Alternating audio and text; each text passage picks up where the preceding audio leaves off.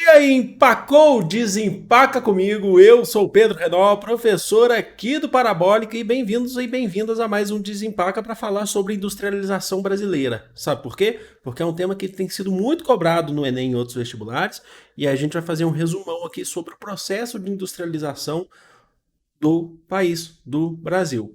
Lembrando que as minhas redes sociais estão aqui na descrição, ou melhor dizendo, melhor ainda para achar no primeiro comentário, no comentário fixado.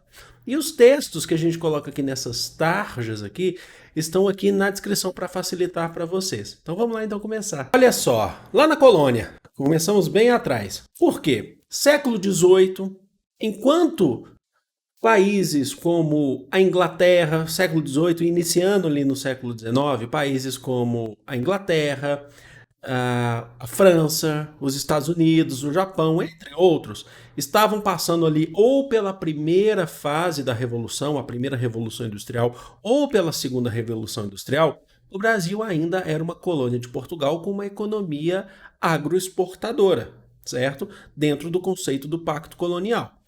Esse cenário ele começa a mudar, o cenário começa a ficar propício para um processo de industrialização no Brasil a partir de 1808, com a vinda da família real portuguesa ao Brasil através de Dom João VI, Dom João, que vai ser coroado Dom João VI, por conta do Alvará de 1808. Esse Alvará, na verdade, é uma lei que vai substituir uma lei que vinha lá de 1785, lá da era pombalina, que proibia qualquer atividade manufatureira, qualquer produção manufatureira no Brasil. É porque o Brasil era colônia.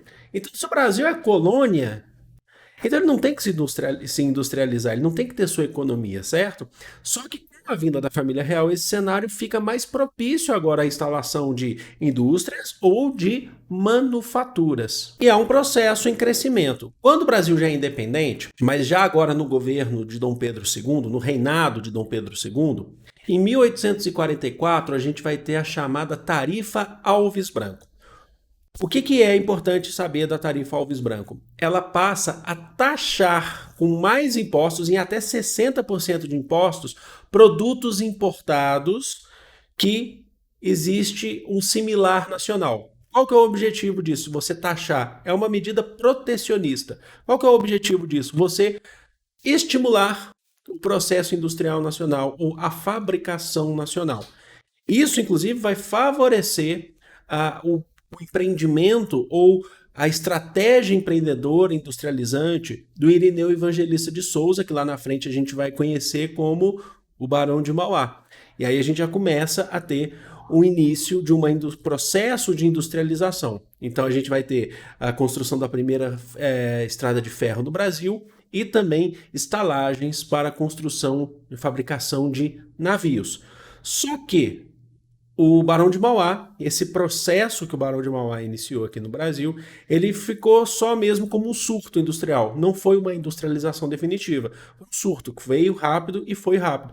Principalmente por conta da elite agrária brasileira escravista, que era muito influente e ainda economicamente muito forte no Brasil, que não queria o processo de industrialização. Quando a gente chega na República, especialmente agora, falando nesse momento do processo da Primeira República ou República Velha, há também um novo processo industrial brasileiro, ainda não é industrialização, principalmente quando a gente fala ali em indústria alimentícia.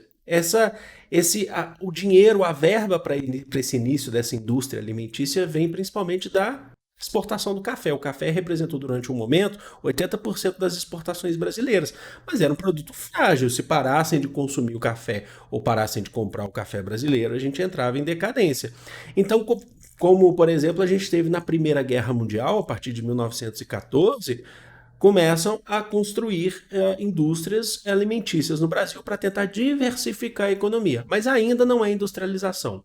A gente só começa a falar em Brasil, um projeto de país industrializado mesmo, com Getúlio Vargas, que tira poder das oligarquias e passa a investir mais no setor urbano, em outras áreas, para diversificar de verdade a economia brasileira. E aí vem o investimento em indústrias de base.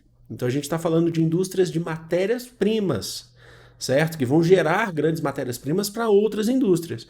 Então, nesse processo, a partir de 1930, seguindo para frente, a gente vai ter a criação da Companhia Vale do Rio Doce, a criação da Companhia Siderúrgica Nacional, e passando da Era Vargas e chegando também agora na República Democrática e Liberal, mas dentro do governo Vargas, na República Democrática e Liberal, nós temos, por exemplo, a criação da Petrobras, que é muito importante.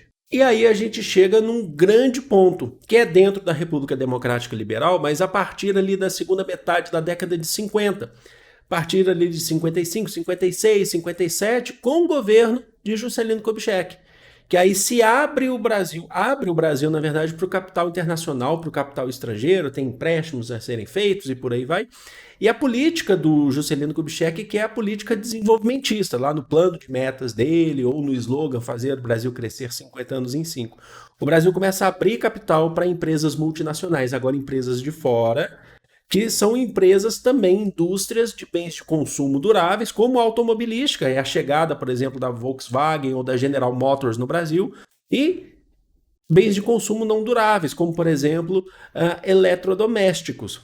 Esse período, inclusive, favoreceu o que a gente vai chamar de êxodo rural. A população urbana começa a ter começa a ser demograficamente maior do que a população rural no Brasil. Então vocês percebem que é tardio o processo de industrialização e geram outras coisas também.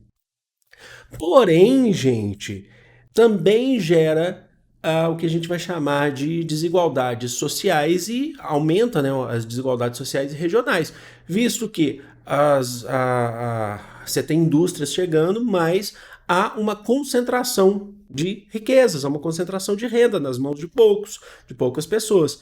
E, ao mesmo tempo, os grandes centros urbanos do período eles estavam localizados principalmente na região sul-sudeste, principalmente sudeste. Então há um controle, um processo de desigualdades regionais no Brasil, tá bom? Espero que vocês tenham curtido, espero que vocês tenham gostado. É muito importante essa aula, os dados que eu passei para vocês. Eu vou ficando por aqui. Amo vocês de coração. Um grande beijo. Fui!